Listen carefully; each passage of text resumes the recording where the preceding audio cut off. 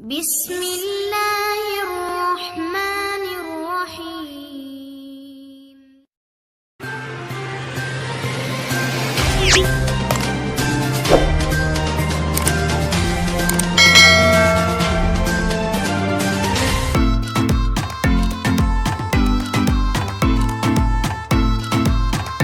کافی سارے ملکوں میں سواحلی کے نام سے ایک زبان بولی جاتی ہے.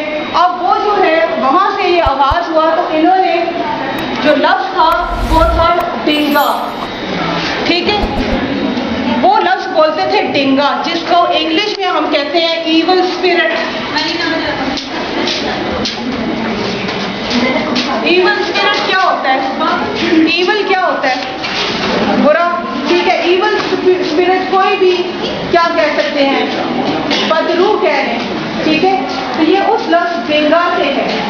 لیکن اب آ کے اس کو ڈینگی کیوں کہا گیا؟ Dengue is actually Spanish word.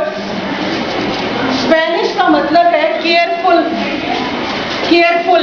ٹھیک ہے, اب یہ کیئرفل کیوں کہا گیا اس کو؟ اس لیے کہ اس میں ہڈیوں اور جوڑوں میں اس بخار میں بہت شدید درد ہوتا ہے, اور جب آپ کو زیادہ درد ہو جائے گا تو آپ ڈیفینیٹلی کیئرفل ہوں گے, آرام سے بیٹھیں گے, کوئی ریسٹ کریں گے. اس لیے اس کو ڈینگی کے نام سے یاد کیا جاتا ہے. یہ اس کے نام کا آغاز ہے. ٹھیک ہے, اب یہ جو بیماری ہے ڈینگی فیور, 4 قسمیں ہیں اس کی. 4 قسموں میں ایک تو یہ ہے کہ عام جیسے بخار ہو جاتا ہے, لوگوں کو بخار ہو گیا, فلو ہو گیا, گلا خراب ہو گیا, وہ ایک طرف سے انڈیفائنڈ قسم کا ڈینگی فیور ہے. یعنی آپ اس میں ہم بخار ہوئے, اگر مجھے بخار ہو رہا ہے تو میں اس کو یہ نہیں کہوں گی فوراً ہی کہ یہ ڈینگی ہو گیا ہے. وہ انڈیفائنڈ قسم کا ہے, پھر اس کے لیے ٹیسٹ کرانا پڑے گا. پھر ایک اور قسم کا ڈینگی فیور ہے جو ٹپیکل ڈینگی ہے, جس میں بہت تیز بخار ہوتا ہے, ہڈیوں جوڑوں میں درد ہو جاتا ہے. ٹھیک ہے, ریشز اسکن کے اوپر آ جاتے ہیں, اور ریشز بھی ایسے ہوتے ہیں کہ اس میں سے بلیڈنگ ہوتی ہے. تیسری قسم کا ڈینگی فیور ہے جو کہ ہیمریجک فیور ہے. ہیمریج آپ بولتے ہیں جیسے کوئی چیز کا ٹوٹ پھوٹ ہو جاتی ہے, تو یہ کہ آپ کی جو آپ کے مختلف اندر نالیاں ہیں, شریانے ہیں, ویسلز ہیں, اس میں سے بلیڈنگ شروع ہو جاتی ہے. دانتوں سے خون آنا, آپ کے مسوڑوں سے خون آنا, ناک سے خون آنا, وامٹنگ ہو جائے, اس میں خون ہوتا ہے.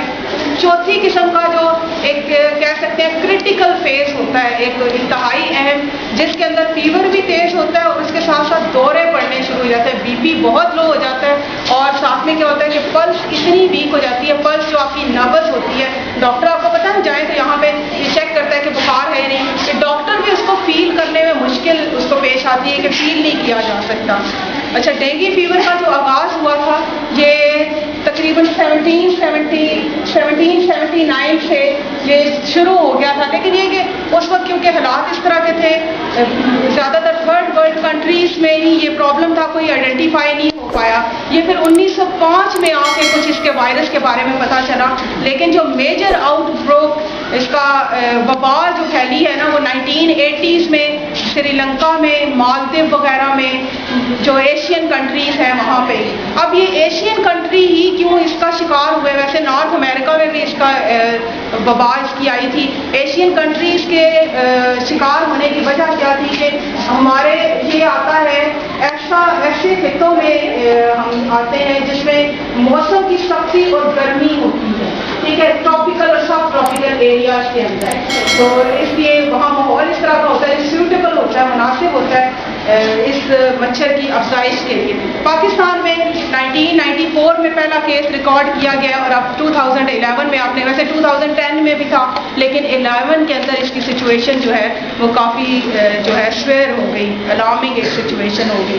تو سمٹمز تھوڑا سا آپ کو اندازہ ہو گیا ہوگا کہ ڈیزیز کو جب ہم نے کلاسیفائی کیا ہے 4 قسموں میں, تو سمٹمز اس کے کیا ہو سکتے ہیں. ایک تو بخار, ہلکا بخار شروع میں ہوتا ہے, اور 2 سے 7 دن تک بخار کا ہونا.